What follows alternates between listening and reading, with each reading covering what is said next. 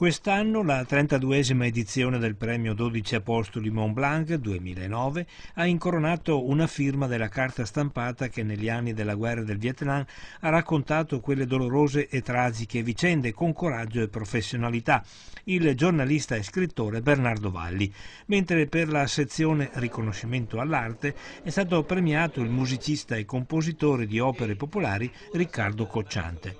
Bernardo Valli, oltre che inviato di guerra in Vietnam e in Kosovo, è stato corrispondente estero per alcuni dei più importanti quotidiani italiani.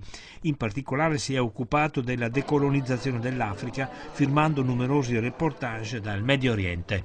È una vita da raccontare. Ma se sarà qualcuno che la vuole raccontare per me, mi fa un piacere.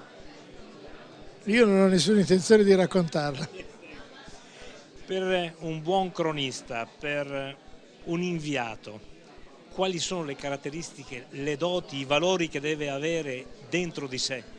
La curiosità. Lei ha rischiato anche la vita da inviato molte volte. Non più di un muratore che sale su un traliccio.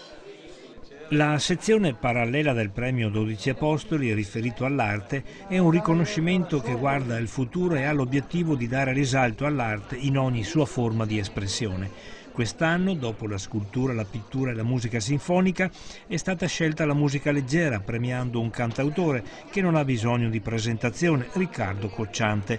Il premio gli è stato attribuito per aver avvicinato in questi ultimi tempi il grande pubblico alle opere popolari, entusiasmando i maggiori teatri del mondo.